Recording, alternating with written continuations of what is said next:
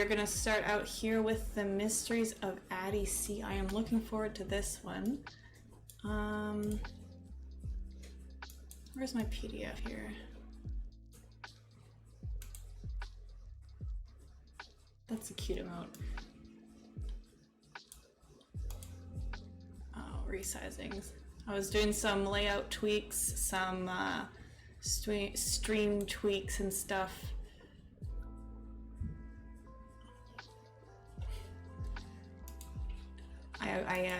I updated some things so you can see I've got the, I don't know, I think it looks a bit nicer, you know?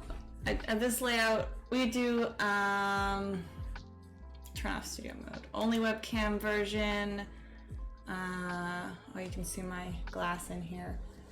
It's like 30 degrees today, it's crazy. So hope the fan sound isn't too loud. I had to open the window and turn this on because I'm gonna die. I bought a light. I tried to tweak this setup. I'm feeling like, you know, we got some new stuff. This game is just a storytelling game, so not so much. There's not gonna be so much stuff happening here, but I don't know. I haven't figured out a good, you know, PDF only thing, and I always feel a little bit odd. Like, I'm never sure if I should show the whole PDF, you know, because these are games and you should go and buy them and support the developer and, you know, it's super cool, but at the same time, like, I'm not sure what to show. It'd be cool as a podcast. Maybe I should face reveal, but I don't really want to. So this is what you get. So we're playing the Mysteries of Addy C. If you go command current game, you can see there's the link to it on itch. And yeah, I'm looking forward to this, to see, maybe I could use a sock puppet. I mean, I do have my, you know, my grown-up purchase of my monkey. Oh. Bobbin is here. Truly buying myself a plush monkey. As an adult has been one of my prime purchases because, you know, just let yourself do the thing that you want to do and feel the joy of having a friend who loves you very much, and when you can't have a pet yet. It's much cheaper than buying a pet too, I suppose. So let's see. Oh, I was gonna zoom in a little bit here. Let's do the hand tool. So a little bit about this game, the Mysteries of Addy C. You know, that's not the other thing I should really prep beforehand. I try to prep stuff a bit, but matching mood to songs to the vibe is a little bit tricky.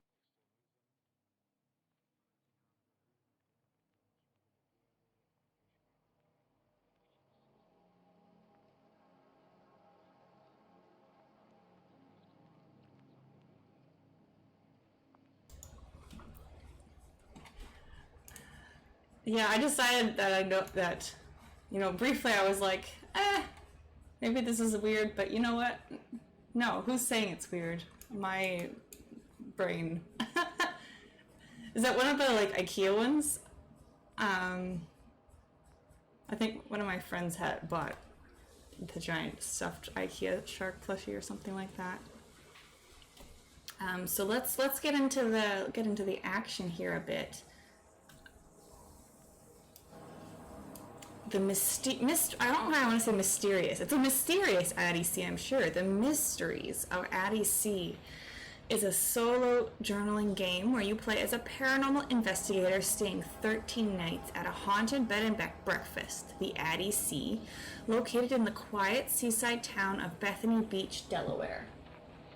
Built in 1901 by colonizer and plumbing supplier John M. Addy as a summer retreat from Pittsburgh, Pennsylvania for his family, the Addy C sits on stolen Algonquin lands. It is situated at the corner of Ocean View Parkway and North Atlantic Avenue. I'm assuming this is actually like a real place based on the details or the way you've written this here.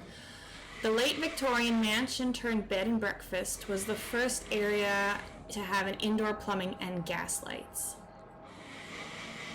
It is said that the bones of this house have been steeped in storms, the Great Depression, shaking tubs, and death. You're determined to find out if these claims are true. I'm liking this so far. Weighted blanket for Christmas last year. That sounds interesting. I was thinking, like, that sounds like something I think I would like. I have not. Oh, bear and breakfast. I think I saw that a while ago on Twitter. It might already be on my wish list. I should double check. I'm assuming that's for the next fest. Lots of cool games on there. Like Pants' game, you should play his demo. I have to check out the bear and breakfast. My mom got a heated blanket. That's what it was, and it felt like a little bit heavy. It wasn't actually a weighted blanket, but it just had like the heating coils inside of there. It was really plush, and I thought, oh my god, I should buy myself one of these because I was always cold at my parents' house. Always so cold. Alright, so in order to play the Mysteries of Addy C, don't mind me, I'm just gonna open this can. You will need a pen, paper, or writing program of your choice. And of course, as usual, I choose the program of my voice in Twitch in order to record this. There's no right way to complete your stay at Addy C. You start your stay in any room so long as you complete your 13 nights. So as a paranormal investigator, you may have the following equipment at your disposal for your stay at Addy C. Infrared thermometer, digital voice recorder, EMF sensor, camera with night vision, ghost box, a journal for your findings. So I'm like familiar with these things just because I watched a lot of Phasmophobia before. And that's which is probably funny because like I'm not super familiar with like other paranormal investigation like TV shows or otherwise. I do enjoy it though, but maybe that's something I should like look into more.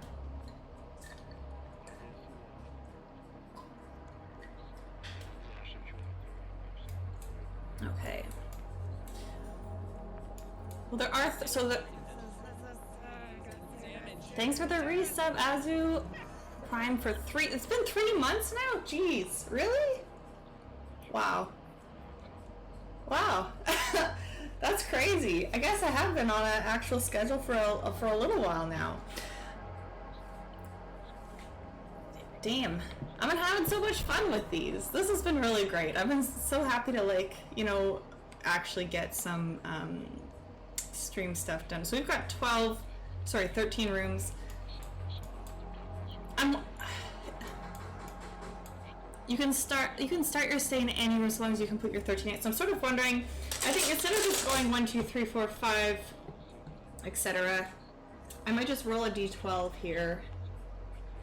Maybe we'll end on 13 because that feels like, spooky, but maybe I'll just roll a d12 and that'll be where we go. And then we'll see where we end up. Just so we'll get some interaction in here. Okay, we're starting in room 9. Room 9.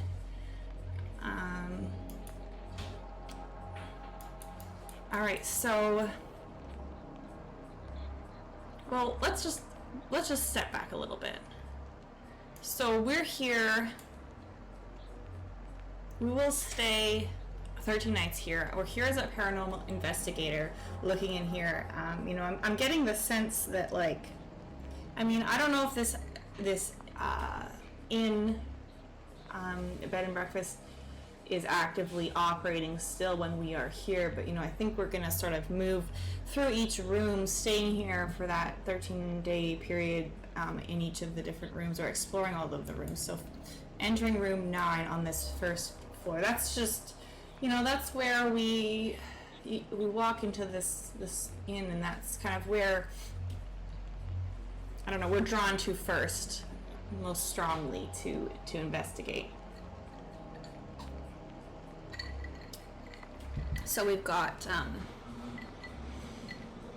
located here on the 3rd floor of the south side of the bed and breakfast. The room is home to a side ocean view. a king-size bed that has seen better days, and a mini fridge that has a light bulb on the verge of burning out. That's like I like, flickering lights, such a common sort of atmosphere in horror games and horror media, I suppose. I say games because that's the main horror I consume. But, something about, like, you open a mini fridge and and then it's just, like, flickering light. I like that. Guests have reported that the bed, of its own accord, would lift several feet off the floor and be dropped, jostling them from the center. Jesus Christ, that would scare the absolute shit out of me. So, consider the following questions while you are in this room. What tools do you use on your night's stay? Why do you use these tools? Do you have a peaceful night's sleep, or are you dumped unceremoniously from the bed? Does this room give off an aura? And what do you learn about the room? Well, so let me think about my tools.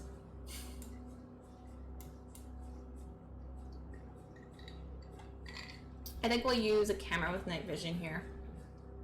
Especially because my first thought when we hear reports of the bed, being lifted and dropped, how did you know how high the bed moved? How did we know what happened other than that? So, like, we'll use our camera with night vision set up to record the area of the bed where we are sleeping. Aim to get, as much of the room as possible.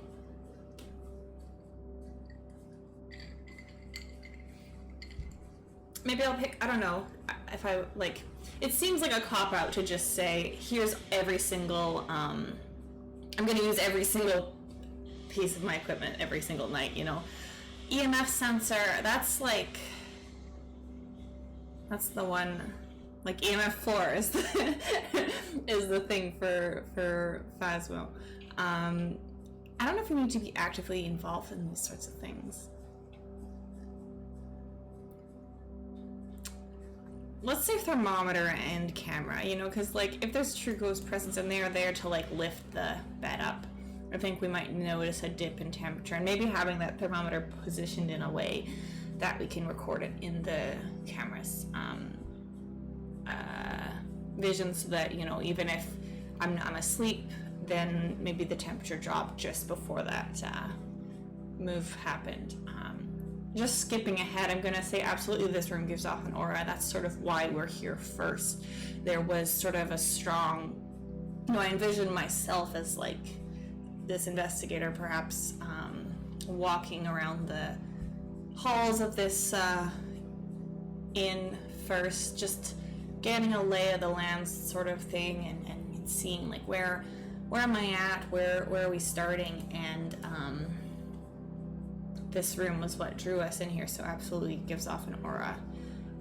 Do I have a peaceful night's sleep, or am I dumped unceremoniously from the bed? I want to flip for this, because now I have a coin that I have that's fancy, so I want to do it. My coin toss, my amending coin. Look at the sea creature.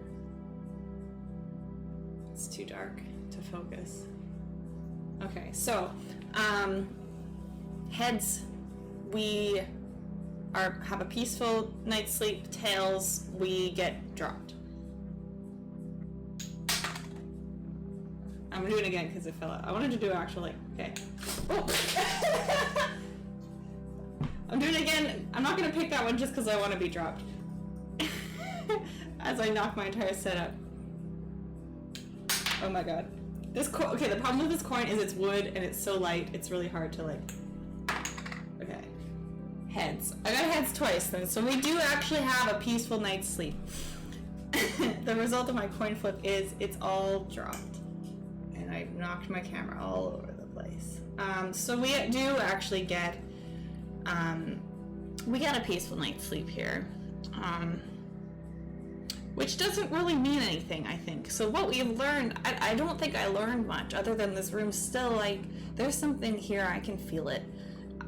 And we weren't involved in anything that we we could notice, at least with what was reported.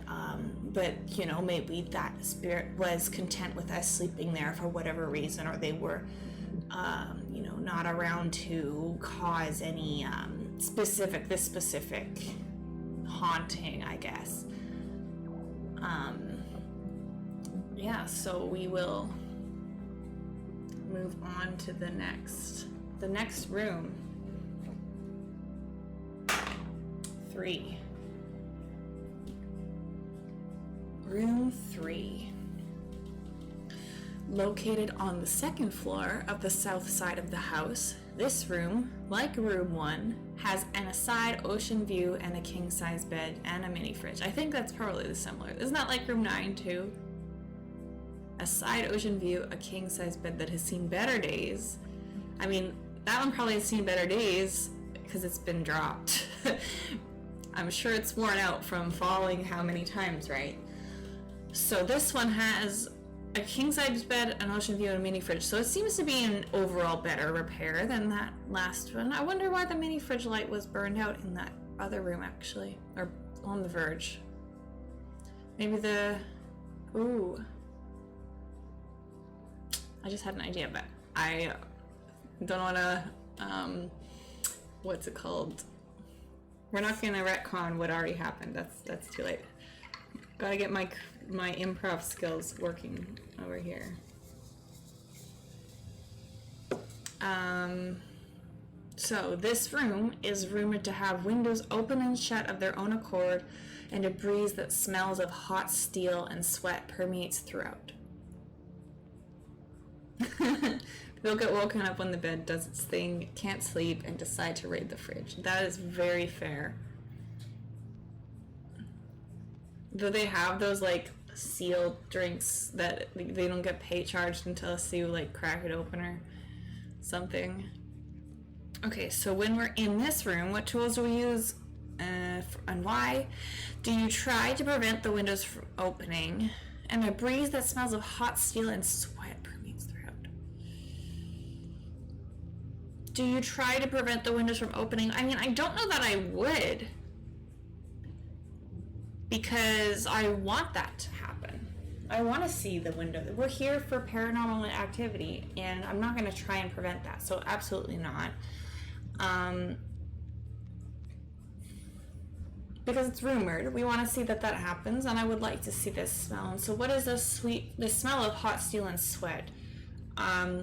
It was, what was this? It was created by, who was it? A plumbing supplier.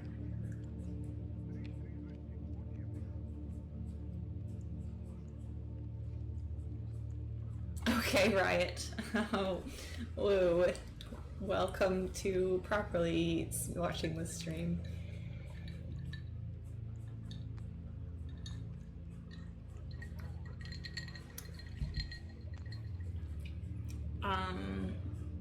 Oh yeah, so, like, I mean, I would imagine that maybe this...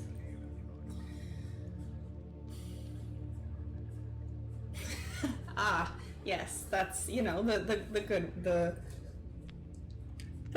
as you do, you know, I guess.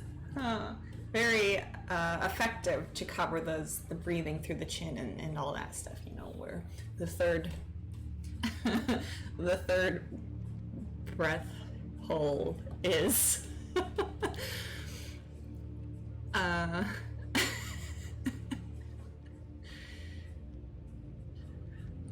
So I'm thinking like the third breath hole.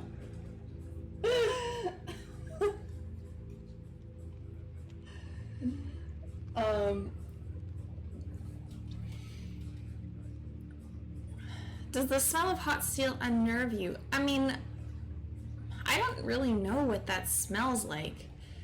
Perhaps. I suppose it's unnerving in the sense that it's coming from something unknown. Like if there's no obvious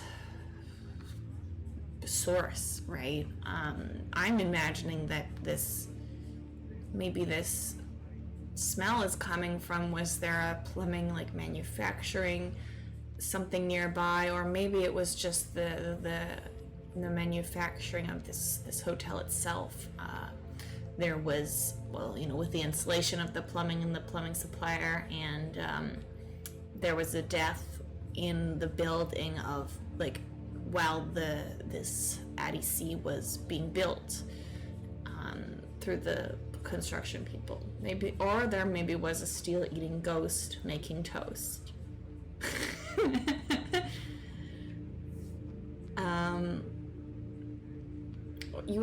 We do have 3 ghosts. The 3 ghosts are in chat, kind of like the 3 Stooges, I guess. The three ghosts of Chris' stream. Or, well, yeah, I allow you to decide whether you would wish to remain a ghost or not. Your spirit has been released from the murder mystery house. But if you wish to remain a ghost, that is, you know, that is completely acceptable. So I think maybe we put the voice box, I think it's called, right? The one with the AMF, the ghost box. Which I think that the ghosts can speak through the ghosts box. That was weeks ago, things changed. Hey G&H, welcome. I mean, also chat, if you know more about these like ghost hunting tools, feel free to correct me, because I am 100% going off of Phasmophobia, the way the things were used in that game. And it's a game, maybe it's not, I mean, maybe it is accurate. I go with it, but I think the ghost box lets the ghost speak to you through it. And I mean, I think I might use the digital voice recorder in tandem with that to record anything that might come from it. We can combine our inadequate knowledge together and collaborate to create true knowledge. That's how it works. Wow, this is actually really, like, I didn't think this fan would work. And it's working, so this room is so much cooler. I feel like a breeze. It's incredible. Just wanted to give you an update on the heat situation here, because it is 30 degrees out. I was outside earlier, and it's gorgeous. But there's not like true AC in this place, I think. I don't know. It's cool in the other room, but we had our computers on all day in this office, so. Ooh, ghost radio. So why I'm choosing these tools for this room is because I want to interact with the ghost or whoever is opening these windows. I'm not trying to stop the window from being open. I am hoping to have it happen and see. And I mean, maybe we'll throw an EMF sensor in there. Although, based on my understanding, and I mean, maybe this is true. Maybe the devs did pull that from here. Like, I don't think every device will capture every ghost, right? So just because something doesn't happen doesn't mean that there's no paranormal activity. So the EMF sensor could not go off, but there could still be a ghost because that ghost doesn't really doesn't trigger EMF sensors, but maybe does cause a temperature change. I don't know if that's just a mechanic of the game, but I like that idea, you know, just that's why you need a plethora of tools. So, you know, I might just establish that that's the lore for this universe that we're playing this game in. But I would love to hear other comments if you had those. So, I mean, I think I want to learn. I'm imagining, like, you know, maybe there was a new construction worker who was here, just newly hired. He needed the job for whatever reason, and you know, I don't know that we would get this much information. We might get words through the ghost box, literally stilted, kind of like a Luigi board.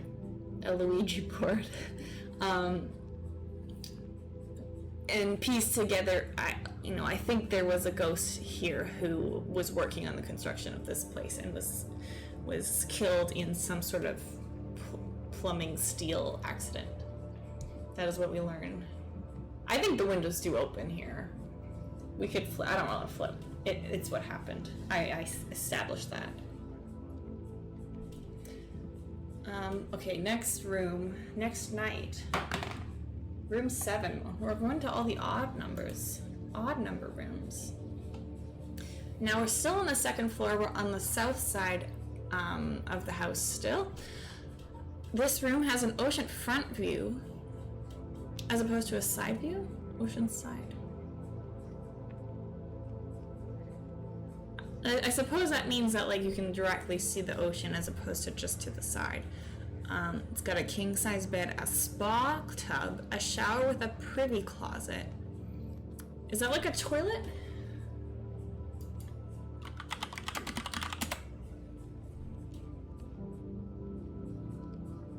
I think that's a toilet. A water closet, is that one? Like good old WC the horse.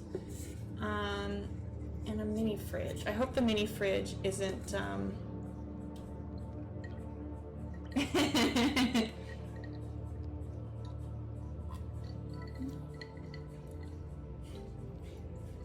just the way the order of this is listed. You know, a king size bed, a spa tub, a shower with a there's a spa tub and then a shower with a privy closet next to it, and then the mini fridge is also next to the privy closet, just to spice things up. It is a weirdly shaped bed and breakfast and a weirdly organized one, but you know, sometimes you just need an ice cold drink while you're on the privy. This room has been known to have peeling wallpaper and spectral eyes eerily watching guests between midnight and 2 a.m. That really caused chills right now. Not like actually chilly, or chills from reading, not like cold chills. It's hot here. I don't like that at all.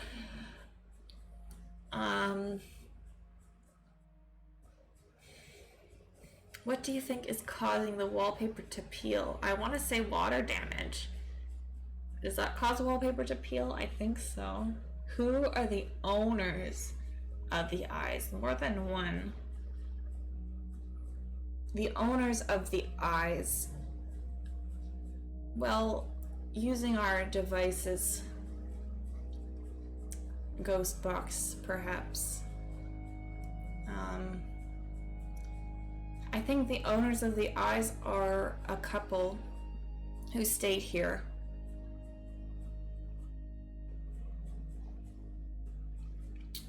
When, you know, at the prime of the hotel. Like, I'm envisioning this and you know, just saying that this place still exists. So we are here as our paranormal investigative self in the current year, you know, in the 20s. I can say that. Damn it, tens. Is it a thing to say the teens, tens? What's the thing before that? There's a thing for it, like the zero, the OOs. There's like an actual cool word for that, right? What is that? I'm sure somebody here knows. The aughts, yeah. That's the. Wait, is aughts? Nudies? How do you say that? Nudies? Nudies? Naughties?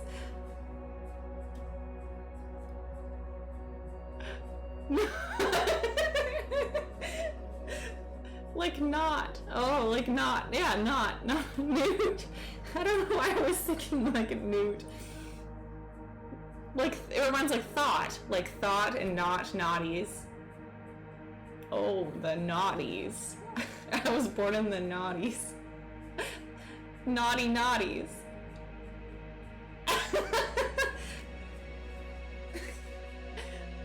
The naughty naughty. So those are the OOs, right? But anyways, we're here in like 2000. We're here in the naughties. Sorry, of the 2000s. But since this place was built in 1901, so I'm envisioning maybe reflecting in the naughties of the 1900s, the previous century naughties. So that's when these ghosts likely appeared. And I'm thinking, where were we? 7. I'm thinking that the owners of the eyes were a couple who stayed at this um, stayed at this hotel or inn, and stayed in this room specifically, and you know, they were murdered. I don't know if this is too sad, but it's a ghost story. Like, actually, what comes to mind here is, like, say it was a couple, maybe, you know, maybe they're a gay or a lesbian couple, I don't know what gender or any gender, was sneaking away to come to this place to meet up, because in this era it was, you know, taboo. Sure, I can actually, this is what, whoops, oh my god. I'm on YouTube now, so I don't know how to, like, change it. It's called Evening by the Lake by Lisa Listby. It's the 4th one in this video here. But yeah, I'm kind of envisioning what I feel like a psychic here, as I'm like, yes, this is what's coming to me. Like, I think it was, you know, a gay couple who came to meet, maybe they each got different rooms, and then they, like, secretly met up in this room together to spend time together or whatever, to be away from people and be in private, but then they were found out, and, you know, of course that is thought to be unacceptable, so they were, or maybe somebody was spying on them, and that's how they were found out, and now in their ties to this place, because it was their final resting place, they're forever here watching whoever is watching them in this room. I don't know, maybe they were drowned in the spa tub, and that moisture is what's seeping into the walls and dampening the wallpaper and causing it to peel.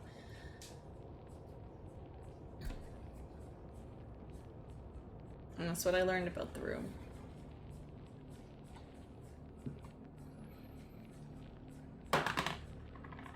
Six.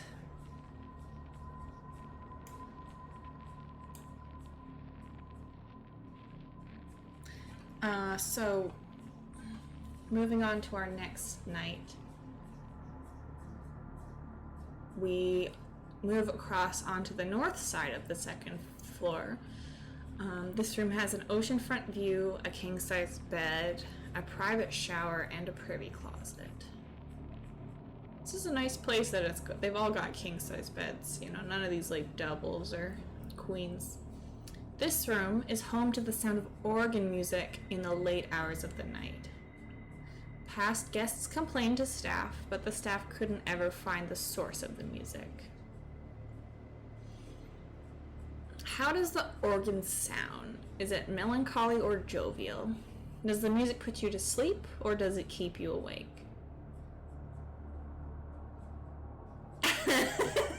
Organ music. Heartbeat. An eerie heartbeat echoing in the walls of the room. That feels really Silent Hill to me.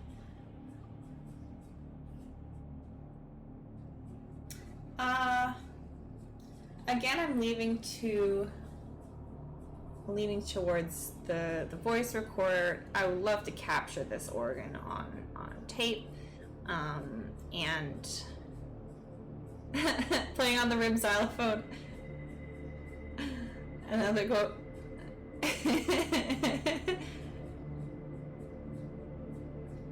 Whoa, that'd be cool. That'd be really cool.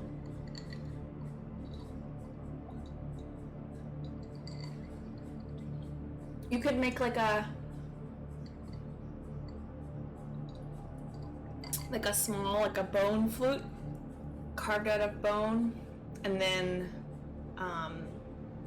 like a bone harp, I think, like maybe the harp out exterior. I mean, I don't think that the strings could be the reason this place is a weird shape is a huge pipe organ, and all its pipes have to fit throughout the walls. Yes, and perhaps in this there is a secret room in between one of the other rooms, which is where they sit and play the pipe organ, which also causes a weird, like, spacing. You know, like when you're on the third floor, it's like room is 1, 2, 3. They're all like in a certain line, and maybe it's the same on the second or on the first floor. Like you would expect that, you know, the room below would match the room above.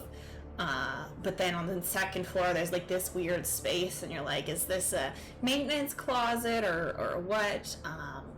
And no, it's where the pipe organ is. Do I think this organ sounds melancholy or jovial? Well, you know, I don't like making decisions. I like leaving things up to fate. So I should probably decide what is what.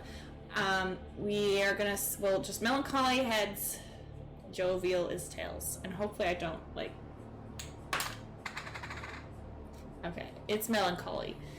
I think that kind of fits the vibe, although I do like the idea of having just a really jolly, just like lively party. But you know, actually, I'm gonna retract this yet again. Maybe it depends on the night. You know, like some nights it is melancholy, and tonight it is. When we are here, we hear a melancholy tune. But other nights, they actually are jovial, and it's just, you know, it's a whole variety of different types of music, different moods, and I think it does. I don't know that we would fall asleep with this music, just because I have just decided to rate this instant that my paranormal investigative persona is probably a bit of an insomniac, just also fueled by the nature of my work. And so, you know, having some sort of background noise like that, it's just one more thing that isn't conducive to sleep. And we weren't necessarily, I don't know, I don't think we're like on the cusp of sleeping for the most part here anyways, just because why sleep when there's ghosts? We're here in this crazy place for ghosts, and we're just gonna try and sleep. So no, I stay up night listening to this melancholy organ music, watching, you know, maybe the EMF reader, and maybe reading some papers or other things about the area in this room. You know, I think doing some like side research about the history of this place, and what we've learned, or what we end up gathering after spending our 24-hour roughly period for this room, is that this was an entertainer for the inn, and they worked there for their whole life. They provided music in the, I'm assuming, like maybe whatever common areas there are, with an old pipe organ that used to be there maybe years ago, or whatever other, or and right up until they died, like they just loved doing it so much. And a group of collies dressed as melons playing music, yeah. And I don't know, maybe like once this entertainer musician died, they didn't replace them, or they changed the structure of the hotel a bit to like not have the live music anymore, because maybe it wasn't as feasible anymore. And whatever happened to the pipe organ, maybe it was dismantled and scraps and bits were used for other parts of renovations or some weird thing like that, and it's been absorbed, like I want to say it's been absorbed into the hotel itself. I keep calling it a hotel or inn, I don't know what.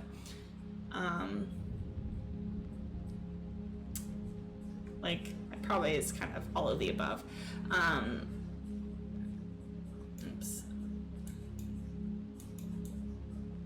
Where were we?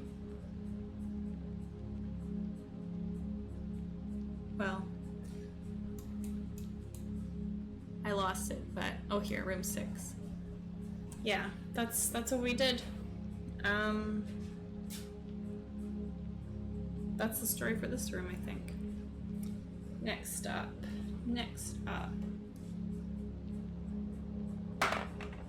We did 4 again, we'll roll again. 6. Oh wait, no, we didn't do 4. It was just sitting on 4. So we'll go to 4. So we're just kind of covering the second floor here. Located on the second floor on the north side of the house. This room has a limited ocean view, a queen-size bed, and a privy closet. So we've got a downgrade in bed size here. This room has been recorded to be home to the laughter of small children and tinkling bells. So what tools, as usual, are you able to pinpoint exactly from where the laughter is originating? How do you feel about the laughter? How do you feel about the bells? And what do you learn?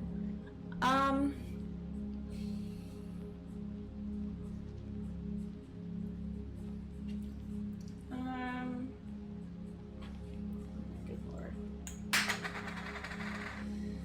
I don't think it's really possible to pinpoint, but we do try. I do try to decide where that laughter is coming from, trying to pinpoint the audio, but it's kind of has no real source. It's sort of just everywhere and nowhere all at the same time.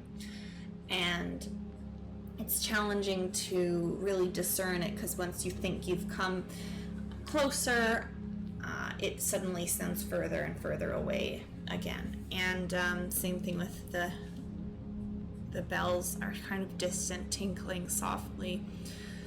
I feel unnerved about the laughter. There's something just unsettling about it. Maybe just what was imprinted here, or you know, why was this laughter saved in this room? What were the small children coming from, you know? How do I feel about the bells? I don't know. It's less unsettling or unnerving compared to the laughter. When I hear the tinkling bells, I think of the sound of like a bell when you enter a shop. Maybe it is a similar bell that once hung on the entrance to this inn.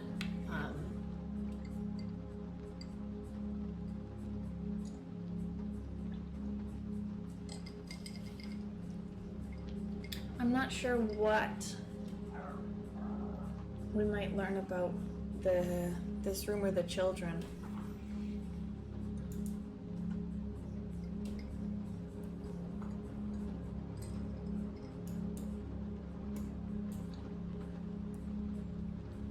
Let's use a thermometer, maybe just to see if there's any cold spots in the room. Maybe to try in our search to try and pinpoint the laughter. But I think it probably does actually move around, which is why it's hard to notice as well.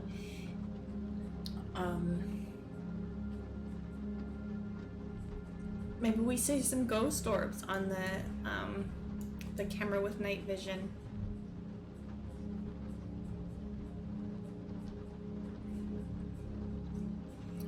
I think this is still just ends up staying a mystery.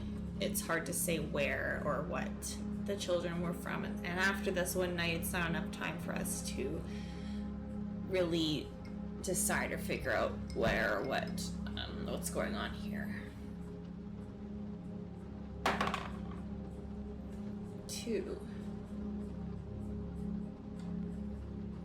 Yeah, these are all located on the second floor, so maybe that is just like a main floor, like common room, common area, or something like that. So this located on the second floor on the north side of the house once more. This room is home to 2 queen beds, limited scenic reviews, and a private bath with a shower. The most curious thing about this room is that the sink will fill itself up with sand. At 3 a.m., the sand is always gone by dawn.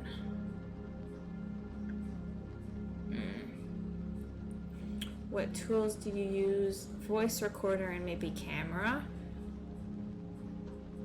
Maybe EMF reader? measuring around that. Did you manage to stay awake until 3 a.m. or did you fall asleep? I think we would stay awake until 3 a.m. Was there anything in the sand? Jeez, would you really? Like,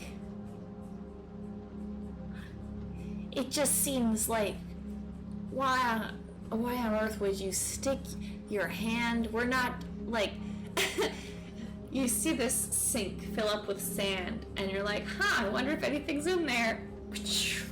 That sounds like a horrible idea, but maybe we would do that. I don't know. It makes me think of in Silent Hill when there's, I think it's Silent Hill 4, when there's like a hole in the wall, and it's like, do you stick your arm in and you have to, or you do, or oh God.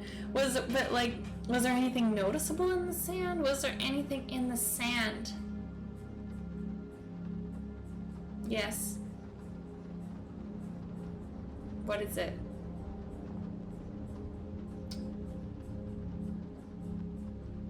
Well, I mean, what just comes to me is a small child sandal, one black small child sandal, maybe like this, like maybe for like a 2-year-old or so, that big in there. Like, I'm thinking that, you know, maybe it filled up with sand, and do we watch this happen? I think so. Like, it just sort of, I mean, I'm imagining the tap just like turns on, and instead of water coming out, it's just sand, and fills up. It's extreme drain cleaning. It's just like, it's like that, like a sandy coarse like cleaner just really gets all that sewer gunk. So this room just, there's no hair at all in that drain. It's just gone. It's cleared. But yeah, there's something sticking out. Maybe after how many years as a paranormal investigator, we don't really care anymore. Or you stick a pen or something like that in the side and root around to pull that out.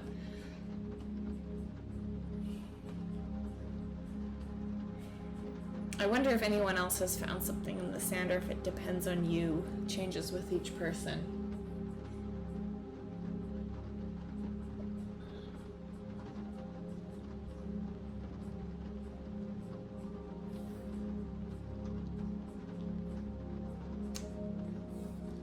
Yes, that's that for that room, I think. We already got 4, 8. We're getting down to it, I think. We need 1. We haven't gone to ring 1 yet. Well, I'll think about that after we go to this room. So located up on the 3rd floor on the west side of the house, this room boasts garden views, a small twin bed, cramped after us sleeping in all of these king beds for so many nights, a private bath with a spa tub and a shower. This room is rumored to have cold spots, and guests have reported feeling as if someone was standing close behind them, only to turn around and find nobody there. I hate that very much. What is causing the cold spots in the room? I mean, ghosts? Is that too obvious of a jump? But I mean, that I think that's usually what that means. Different cold spots reflect different, that was you. That's okay. Different ghosts. Is the presence in this room different than the previous rooms in which you stayed?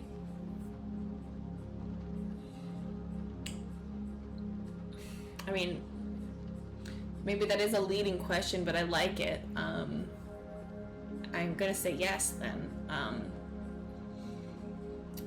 The presence in this room, I think, feels more malicious than the other rooms, which were just either sadness or contentedness or no real presence feeling otherwise, you know, like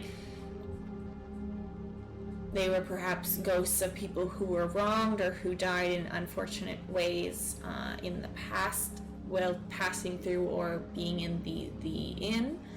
But I think this room and this presence feels malicious, especially building off of that sensation of having somebody standing closely behind them. Like that just, oh, that freaks me out, you know, to think they're there. It feels like somebody's just standing way too close behind you, kind of like when you're on the metro and it's on rush hour and that there's somebody who's just like, their chin's like on your shoulder basically because you're in there like sardines, and you feel like that, like this person is right there just on their yeah, people stand. I mean, I think of it more in the sense when you don't have any choice. I'm that person who's probably a little bit too aggressive to get on because you have to be at rush hour where in the city where I used to live.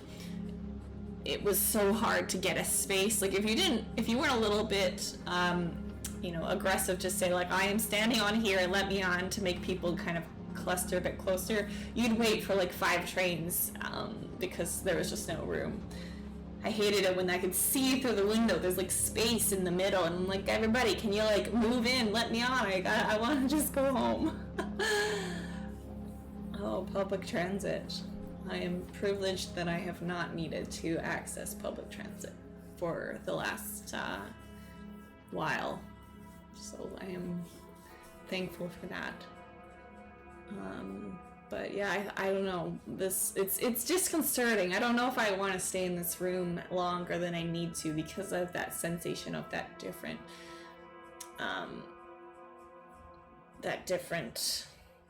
presence in this room. And I mean, even just like, I don't know, something with just a small twin bed. It's kind of off the side, looking garden views. I don't know. Maybe it's somebody who didn't have good intentions, has stayed here or is in spirit here.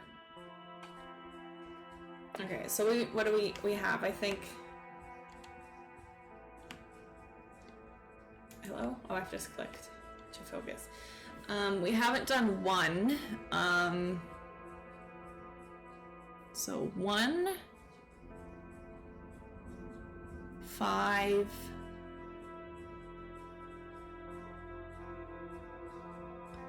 10, 11, 12, 13. Wow, we really just haven't gotten the high digits at all.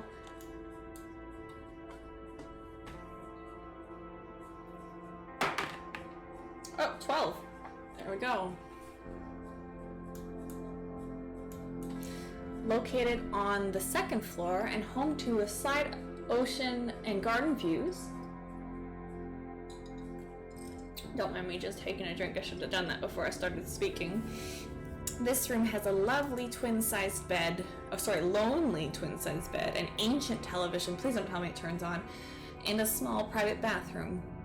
Reportedly the least paranormally active room in the bed and breakfast. There have been no more than 6 reports that upon waking up to brush their teeth in the morning, guests would find ectoplasm covering the bathroom mirror. Ow, what? What does that look like? Like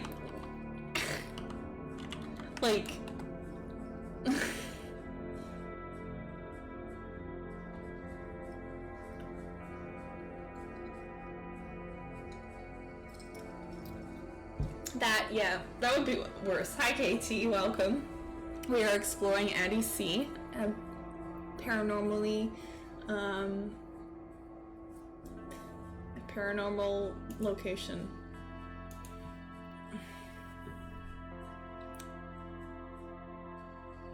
What tools do you use on your nightstand? Why do you use these tools? Do you find the ectoplasm? What's the consistency? What color is it? I hate that so much. The least paranormally active room in the bed and breakfast, so only 6 reports. That's interesting because that provides context. Like, if that sounds to my like limited brain quite high, especially with like a tangible like things like ectoplasm actually on there, not like, I don't know, cold spots or whatever. Like, this feels less like you can brush it away.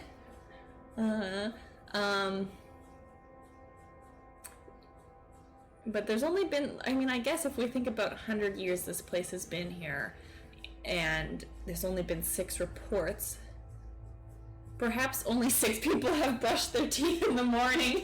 And everyone else woke up and didn't brush their teeth and there was no ectoplasm.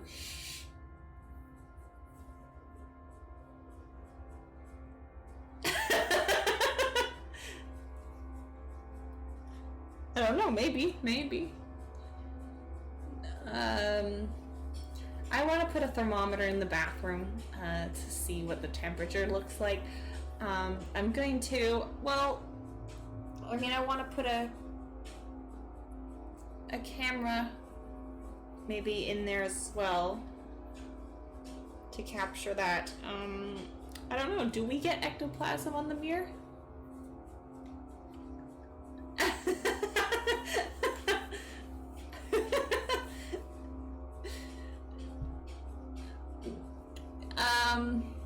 I don't know. Heads, ectoplasm, tails, no ectoplasm. I'm gonna count it if it flies somewhere, that's where it's gonna be. Did I say heads, ectoplasm, tails, no ectoplasm? It's tails. Oh, we don't. That feels like it tracks though. I was almost gonna say like maybe I don't set up the camera because like maybe the ghost is shy, or like are there ever reports of like acts, you know, using paranormal activity tools that end up, you know, the ghost is shy and isn't gonna show themselves when I've got a camera blazing out there. But for the record, we do brush our teeth in the morning. But we don't find ectoplasm. There's just not a lot of readings in this room. It's not really sure what to do or what to say. Disappointing though. Would love to have seen some ectoplasm from myself, I guess. Now 5. I think we did 5 already, didn't we? Oh. No, we didn't. That's one of the last few. Located on the first floor on the eastern side of the house, this room is dedicated as a kitchen during the waking hours. So we're just like walking in here like, hello, I'm Chris and I'm a paranormal investigator. Please may I sleep in this room? And they're like, excuse me? I'm like, yep, you heard me. They humor me, I suppose, because of the paranormalness of this place. And so they give me a cot all the same. This kitchen is said to be the place where utensils find their way into unusual home. I thought it was going to be just said, this kitchen is said to be the place where you find utensils, which makes sense. I think most kitchens on average have utensils. Knives embedded into the wall, forks find their way occasionally in the seats of chairs, spoons slip themselves into pitchers of lemonade. That's very non-menacing comparatively. Knives are stabbed, forks are stabbed, spoons could stabbed, but they are just placed. I don't know if they really could let me sleep in a place would do you really think this whole place is meeting code? I don't know. There's something about a 100-year-old haunted bed and breakfast that doesn't feel like it might meet code. But I don't know, they're still in business. So maybe I'm being judgmental.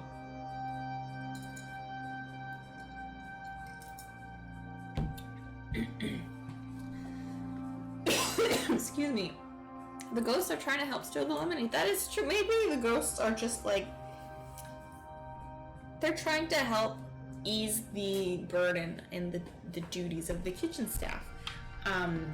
Which is, you know, that's respectable. The kitchen staff are very heavily worked. We could just bring a high C ecto cooler. Maybe? Is that from like Ghostbusters or something? Or are those like, you know, I never watched Ghostbusters, so I don't know, but oh, those things. Yeah. Okay, so it was what I thought it was. Because somebody else in a different stream was talking about these things, and they were like, oh my god, chat must be so young, because nobody knew what these was, but I think this was an American thing, hey? Because I never heard of these, but it was like, I don't know, I was alive but very young according to Google when these were like originally around, and I also wasn't really, you know, I never saw Ghostbusters, I wasn't really into that. The old ones have not really aged well in some ways. Unfortunate. Maybe I should check out the new one. Maybe I will request it for movie night. Oh, I should write that down.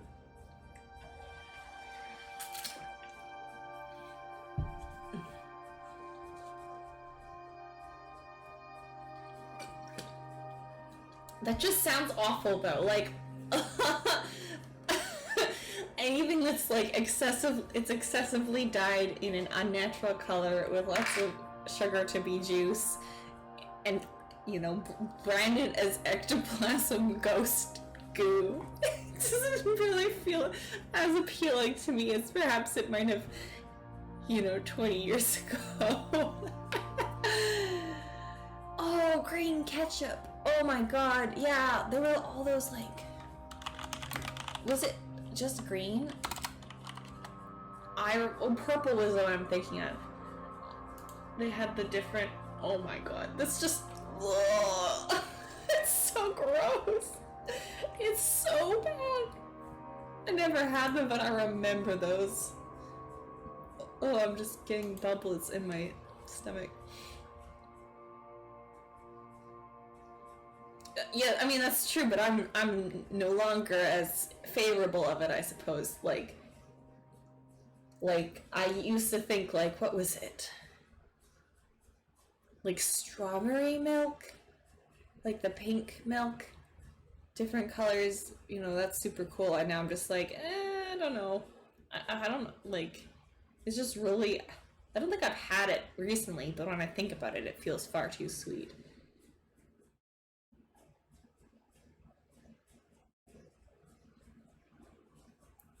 You want to hear something gross, chat?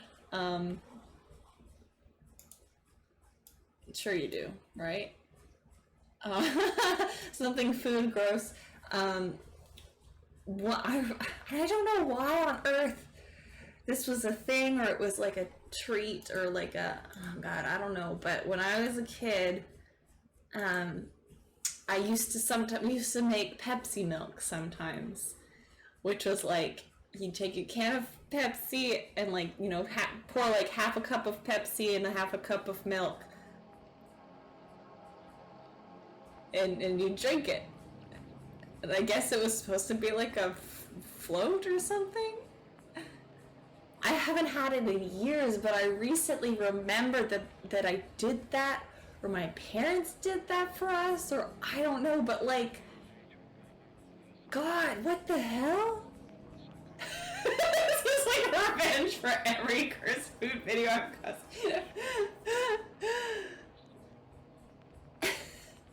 The funny part about this, as like in extension to it, is I love milk. I love milk. You know, I would say that milk could be one of my favorite foods, which is such a funny thing, and people often laugh at me when I say that, because, like, what? But I love milk. I like just a good cold glass of milk. But so I didn't, there was no real need for me to mix it with weird things, even as a younger kid. But like, black coffee and Mountain Dew, that sounds horrible. That all of these things sound horrible. But also, I don't really like sugar in my coffee. I would just put some milk. I've never, that sounds horrible. I'm glad you were still alive. I hope you didn't drink too much of it. That's like, I've never had a Red Bull or any energy drink before, because I think they look gross and I'm scared of, like, too much caffeine. I say that, which is funny, because I do also, then I just drink like 1,000 cups of coffee a day. But I also just saw an article that said drinking lots of coffee makes you live longer, so immortality, here we come. You were like, ugh, for a couple of hours and went home and slept. Well, that's good. Instant coffee with a jolt, my god.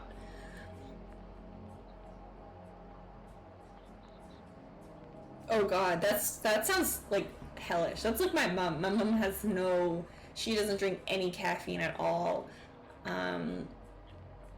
So anything just really, if she drinks like a caffeinated pop or something, then she feels it, or like, you know, even some tea, it's like, oh. We've gotten oh yeah, we were sidetracked because we were talking about the kitchen. Well, all of these things are in this kitchen, probably.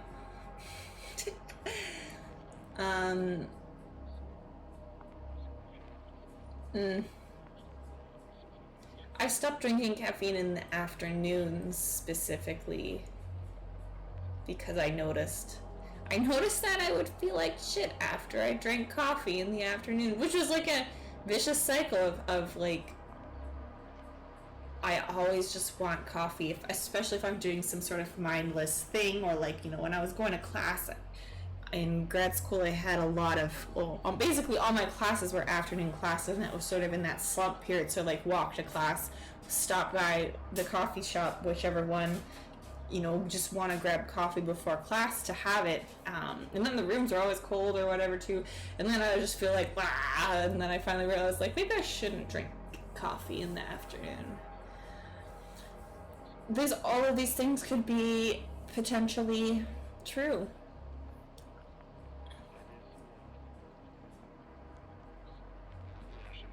Yeah, 8-hour half-life, I think. Hey, I never noticed it that much in like not being able to sleep, but it's more just like jittery, and then especially when I was being anxious on top of having too much caffeine, I felt it was not good for me. But instead, so I just have morning coffee. I love coffee too. I love coffee a lot. I think I've become a coffee snob. I'm completely sidetracked from here because now I'm thinking about food stuff. I went to a new coffee shop recently, and truly, I think it was one of the best I've had in a long time. They had this latte, like, I think because they roasted the beans in-house. It was really delicious, and I really enjoyed it. My range of acceptability for coffee is very wide, but then when you have something like really good, it's like, damn, yeah, now I remember that there is like good and bad coffee. Okay, so let's think about, I mean, I feel a little bit concerned staying in this unconventional room, just hearing that there are utensils that find their way into different places, like having a knife embedded in the wall. Like, where does that happen? Does it just get gently placed into the wall, or is it like a flying across the room and being stabbed, you know? I don't know. So that makes me nervous. I also just feel weird staying in this room because it's a kitchen, and like, are there gonna be like staff coming in at like 4 a.m. to get the breakfast going, and I don't know, maybe like that also feels like we're still weaning out of prime ghost time. Where do I happen to find utensils? In addition to in the drawers. I'm so funny. In addition to finding in the drawers, what are we gonna... In the seat-up chairs. There's a knife in the table. What table? I don't know, like whatever, the prep table. I imagine more stuff is made out of like wood or I don't know, more pliable, penetratable materials, due to the age of the building.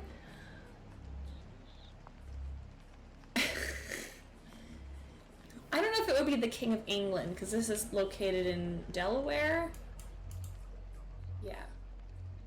Delaware is where? Like Maine, I think? I think it's eastern. Delaware. Let's learn about America. Where's Delaware? Ha, I was right. Oh, Philadelphia. Oh, Delaware's a whole state. I gotta remember that one. I think that's one I would often forget when doing my favorite game of remembering all of the states. Hey, Fabs! Welcome! Hope you had fun playing Pants' game. Welcome, welcome, welcome. Everybody come hang out, hopefully. We're playing a spooky game about the Addy seat. And, Fubs almost rated Chris. Oh, I'm glad you're back over here. We are learning about the location of states. I'm from Canada, so if that wasn't clear, I don't know much about every single American state. Mid-Atlantic, Delaware. That's cool, that's your home state. I played a different game with somebody who was previously from Nova Scotia with sort of some folklore, Peach Garden Games game, what was it called? Headless Guide. I like that too, like just some like lore from different areas or places I've never been before, never heard about before. I think that's really cool. You protected your gamer pride and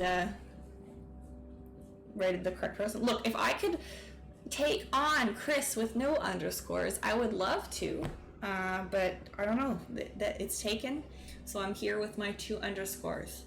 And I don't change my Twitch name because I like people to call me Chris instead of Prin or some other abbreviation. They do look kind of edgy. Do you think, I don't know if I could take them. I can't even do 1 underscore, I think. That was taken too, or maybe it was too short? I don't remember why. I just have to clarify that it's 2 underscores. I can't just do 1 underscore because I've been correcting people forever now, and once you commit to your brand enough, I guess we're here, and this is how it is. So yeah, welcome everybody. Okay, bye Fubs, thanks for the raid. Hope to see you around. Hope you had fun. Yeah, you guys were you were streaming for a long while. Weren't you? You probably need a brain break after doing all of that. I don't know all the states I forget about. I forget about the ones that I forget oftentimes, so that's what happens. We were in 5, weren't we? In the kitchen. I should, oh, I don't know where that is. Is it available? Or did you hide the channel maybe? Secret map, here it is. Okay, chat. Here's a tangent again, because we're all about tangents here. Oh, did I not post my own map? Oh, it's only other maps here.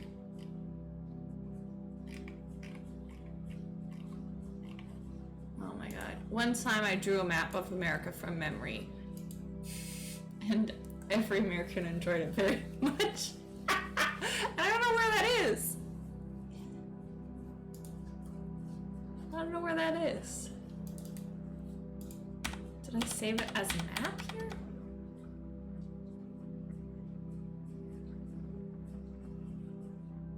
View. Oh well. It wasn't as a quick 1 second find as I thought it might be. I got Pantler map saved here. Chris map.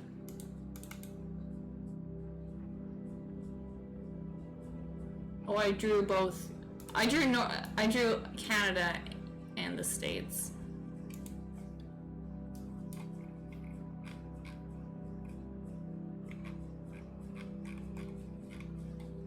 Where's my thing? I just gotta get a link to it here. I'm putting it in the secret place, so that's why this is here. Copy link. There, just as a tangent. I don't think Delaware would be on that map. I don't remember now, but just thinking about it, I don't think Delaware is on this map, so you know.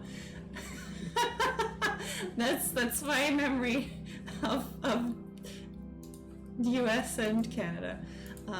Enjoy, chat. we're in huge tangent land, Pants. So this game is 7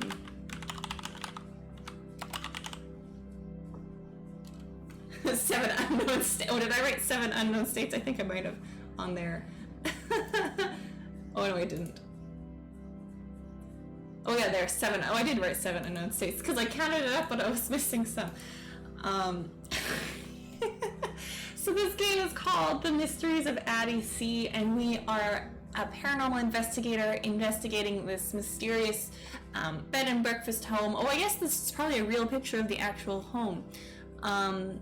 That has a very interesting shape, I suppose, with different rooms, with lots of paranormal experiences here and there. So we found things like the sink that fills up with sand at 3 a.m. every night. We found some eyes that watch us and peeling wallpaper. We found a windows open that has some breeze occurring. And right now we're currently staying in the kitchen, which is not actually a room for staying. We just kind of barged our way in and said, hello, we are investigating, please let us stay. And they kind of just said, okay, I guess. And I'm feeling uncomfortable with staying in the kitchen because there's different knives and forks that get embedded in different locations. And I was reflecting, okay. That's what I probably figured, but you know, I'll just imagine. I was gonna look that up. Maybe I'll look it up. Addy C Hotel. I'm curious since you said it's got such a weird layout. 12 elegantly furnished and air conditioned, but we are in the room 13. Oh, there. Okay, I see. You have to be an adult to stay here. Interesting. Maybe because of the previous bad things that happened to young people under the age of 21 who stayed there. I'm assuming this is it, right? It's got high views. No, I think it's haunted. This place, any building that was built, like, you know, before, I don't know, even like 1960 is haunted, probably. I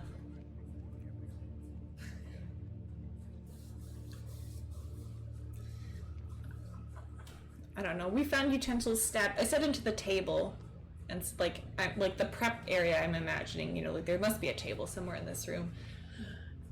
I don't know. Is it scary? Maybe there was one stabbed somewhere into the cot, like a fork, maybe just a gentle fork, not a knife. It's a bit easier than the other thing, I guess. We learn about this room as the kitchen, and it's not conducive to being a room to stay in, so we're not that keen on being here, I suppose. Okay, next room. We're running low. Oh, 11. Look at that. We are rolling all over where we need to go. We're closing in on the end of our almost 2-week stint here at the Addy C. So we're moving to room 11 now, after our long tangent. Located on the 3rd floor of the north side of the bed and breakfast, this room sports a side ocean view, a queen-sized bed, and a lackluster private bath. Huh. Disappointing. This room used to be the living quarters for a former handyman. There has been reports that sometimes the handyman still comes here to rest, appearing to stand near or sit on the bed.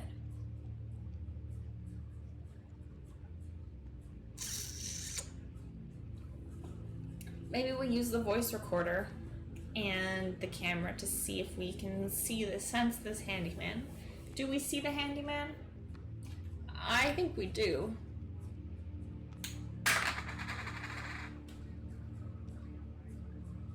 We speak to him. He probably doesn't speak back to us, though. I don't know. Is it ghostly etiquette to, like... Would I speak to him if I saw him? Or would that, like, make him disappear, you know? Canada and infographic. What is this?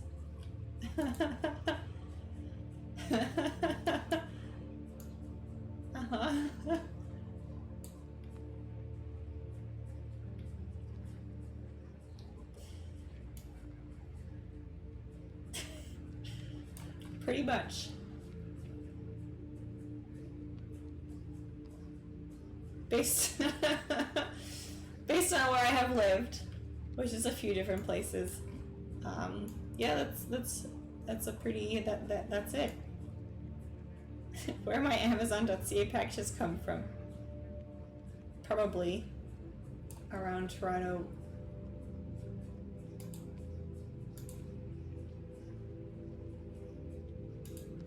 The flat part in the middle, farms. I've never actually been to Saskatchewan.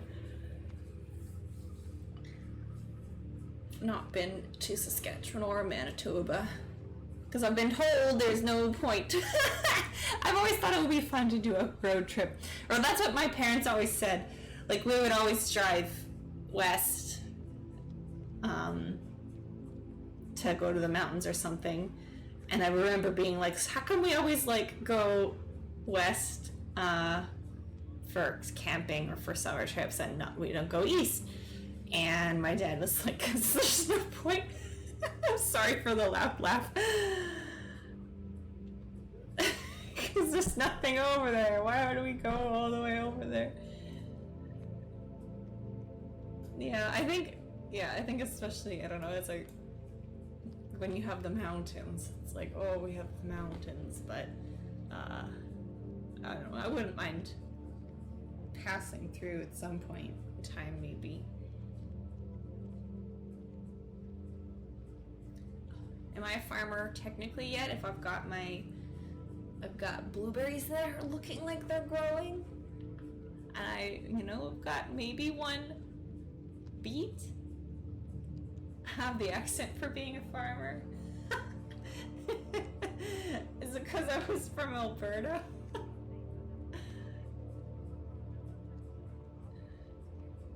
Oh, it sounds like a sneeze. Saskatchewan. It is, yeah, I've said that, yeah. I still mentally spell it out when I'm writing Saskatchewan, how I learned it in elementary school to how to spell it. Sask-at-chew-an. I break it down like that every time I write it to remember how to spell it, or not even to remember now, I know how to spell it, but it's like a knee-jerk, I don't know, it's like an autofill, that's what I think about when I write Saskatchewan. I have, yeah, the world's largest mall at whatever point. I think it might still be the largest in North America. When it was built, I think it was the largest in the world. Definitely the largest in Canada, I think, if someplace in the States hasn't overtaken it. It's funny to me as an attraction because it's just a mall.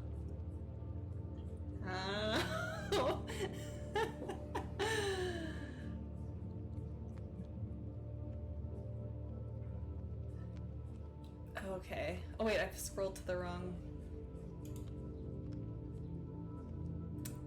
What am I looking for? 11. Oh yeah, so we see the handyman. I think the handyman is dressed like he just finished a hard day's work. I envisioned, we're bringing it back. We're going back to the game here. I envision maybe overalls that are kind of maybe one draped off, one thing undone or something, kind of was dressed for the work and now done, because he's here to rest, but he probably was working. Maybe looks tired.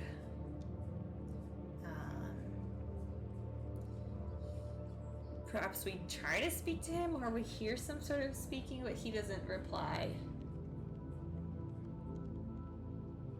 But I think it's I don't know, it seems content. Again, I get a content sense from this.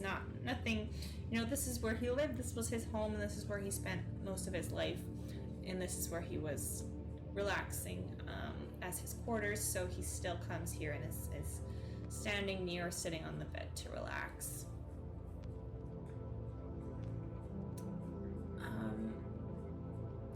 I think we haven't done room 1. I'm just gonna skip here because we're coming down to the end of the rooms instead of just rolling through what we need. So we'll move to room 1 now.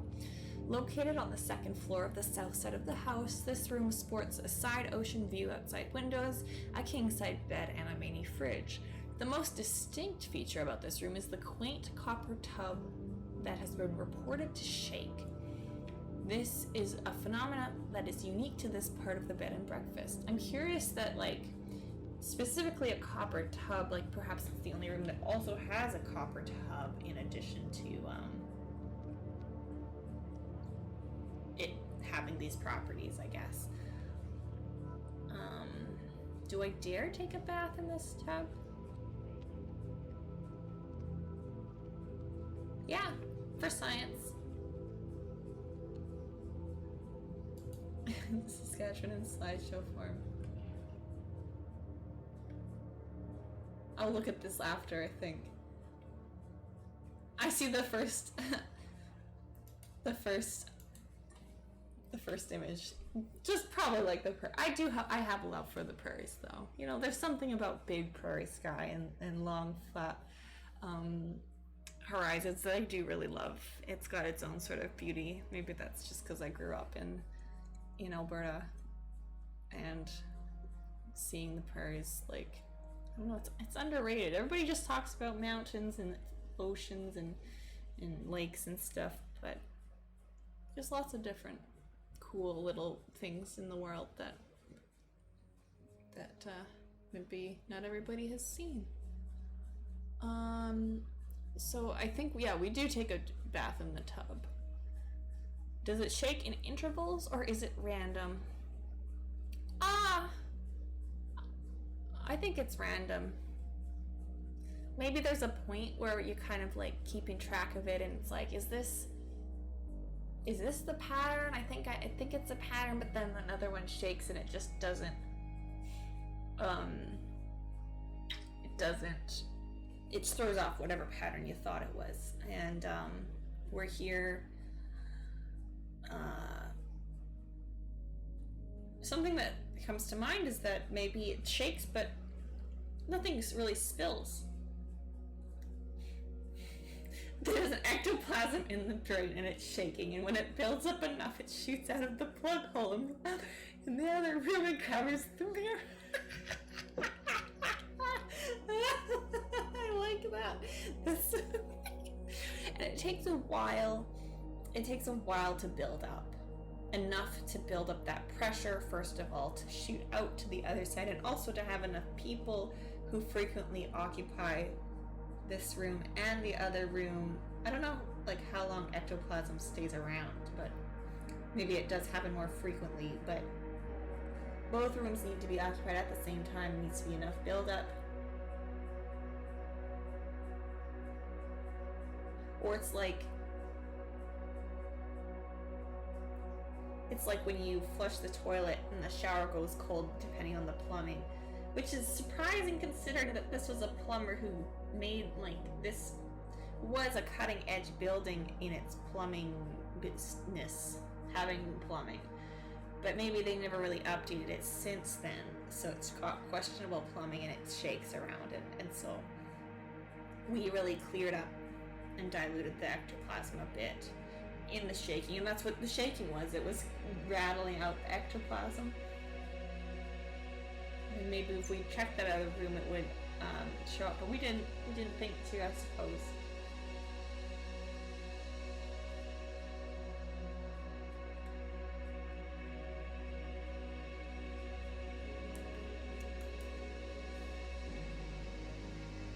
The ghost is in the tub. Yeah. I always thought ectoplasm was like a ghost body itself, you know? Or that's how I sort of interpreted it.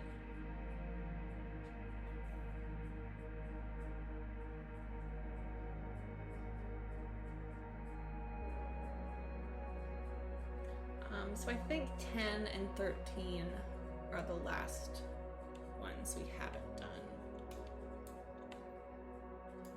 So room 10, I'm saving 13 for the end because it feels fitting.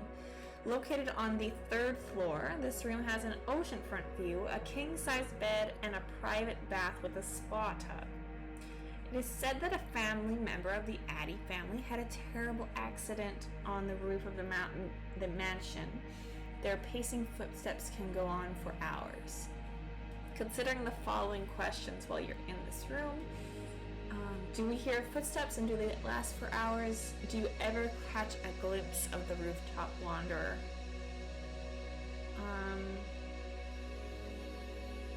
So I think we'll use the thermometer to see if there's any cold spots, even just aligned with where the footsteps might be coming from and where we hear them, and just to track that a little bit, anticipating that. And along with that, the audio or the voice recorder, maybe to capture the sound of those voice or footsteps.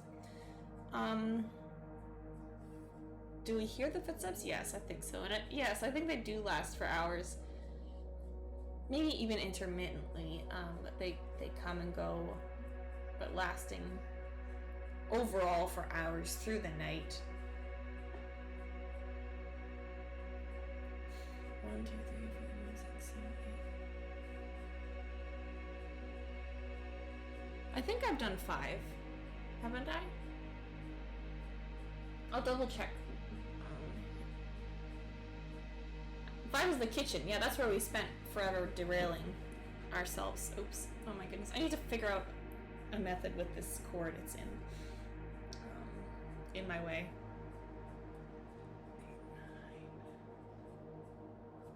8, 9. 1, 2. I thought I did 3. Anyways, I'll double check that before we move on. I don't want to miss any room. Because we did get off topic quite a lot. It's just fine. That's my stream. We go on funny, weird tangents talking about whatever for extended periods of time, and that's why I hope you guys hang out too, because we're having some fun games and also talking about the weirdest crap, and I love it. So do we ever catch a glimpse of the rooftop wanderer? I don't think so. I mean, I don't know that we would necessarily try.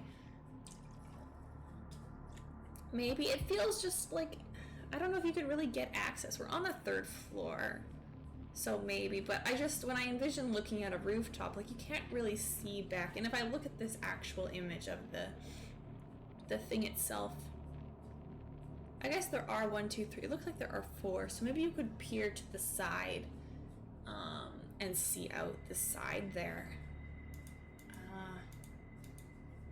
Based on this, like, thing of the room. Oh, there is kind of like a side window. So yeah, I'm gonna leave that up to fate then, actually. Heads, yes. Tails, no.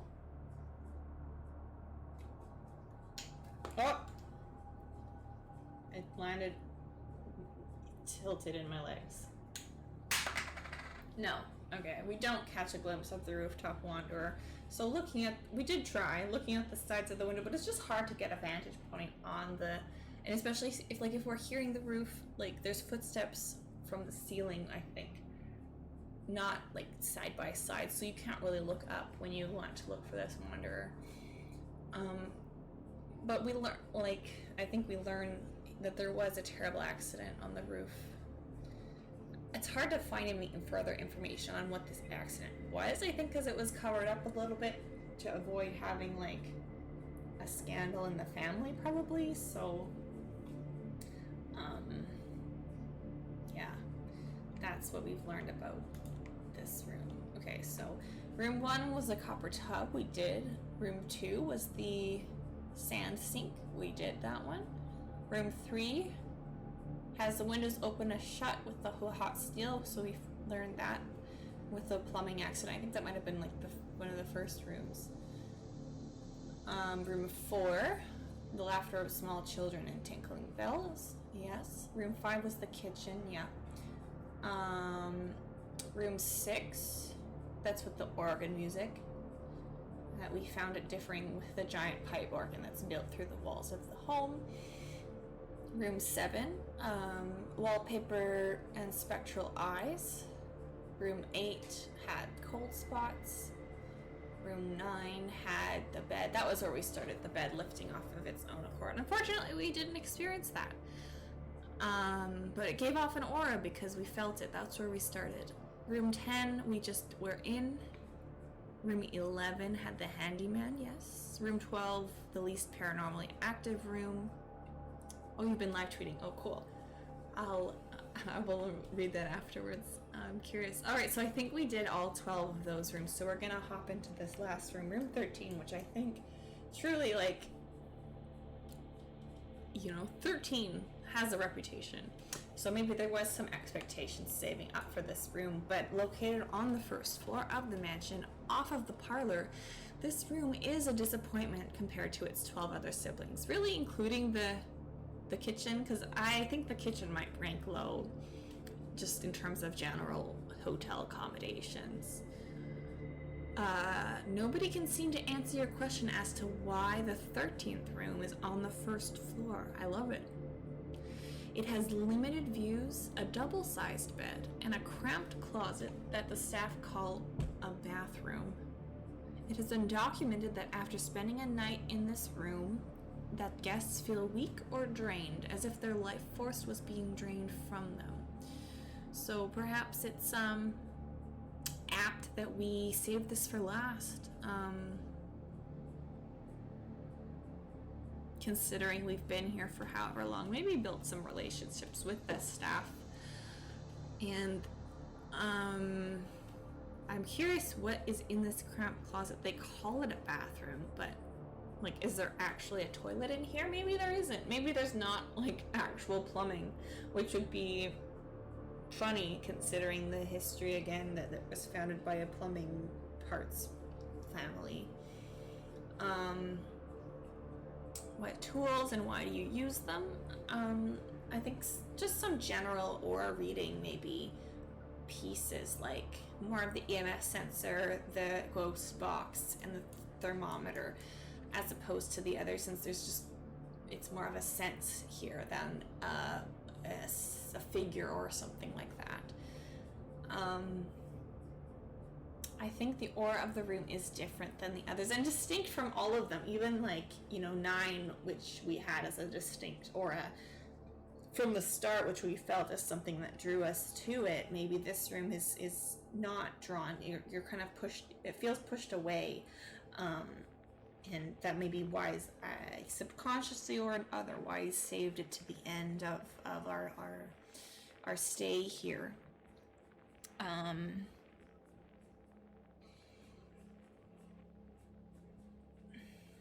I think the first particular thing, is like this bathroom is not really a bathroom.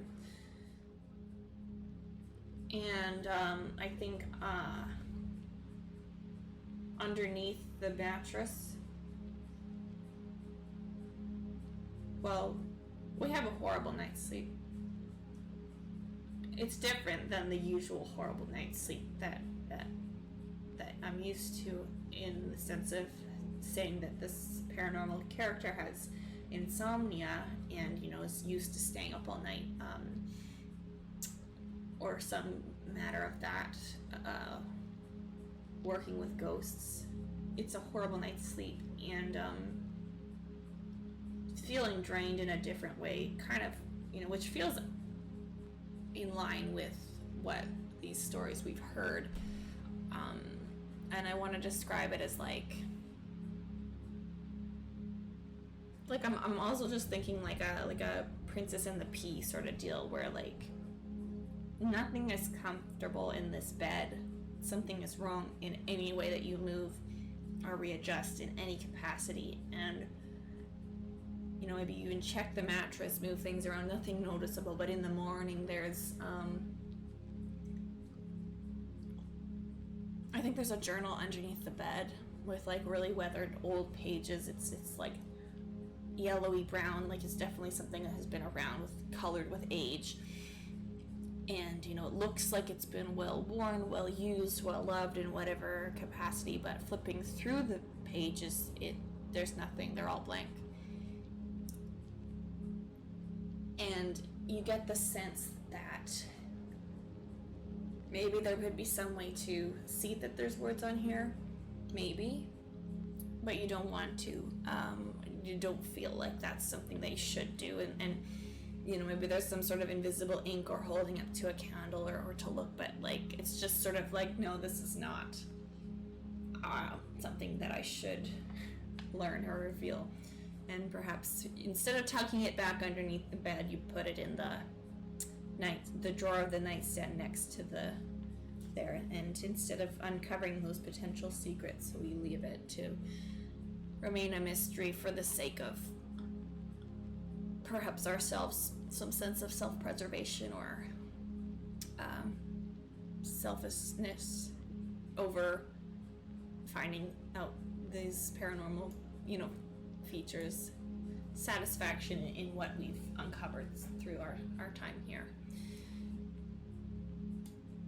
Yeah, and that's our stay. 13 nights at the Addy Sea, uncovering the mysteries.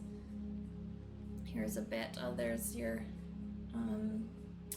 about Jess in the chat here, who wrote this game. They wrote about, looks like, I haven't actually looked at any of your other stuff, but I got this game in one of the bundles I got, so it looks super cool. So that's I'm glad we played it. I enjoyed experiencing this. So created for Folklore Jam. Maybe I should look into other folklores. I really like the vibe of these sort of folklore games that I've seen. So I should find if there's urban myths in. Oh, you know what I used to have? I think it was called like Ghost Stories of Alberta or something, like some sort of generic book that was about like, I probably sold it in a garage sale or something.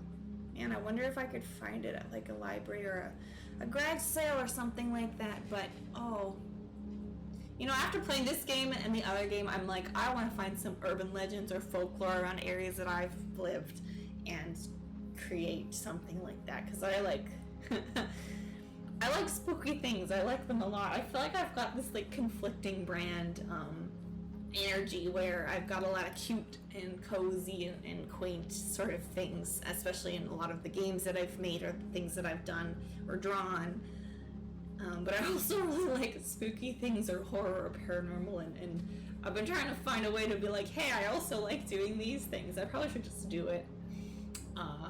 And whatnot, but it's like, oh, people expect one thing and then all of a sudden, hi, I want to make a scary game.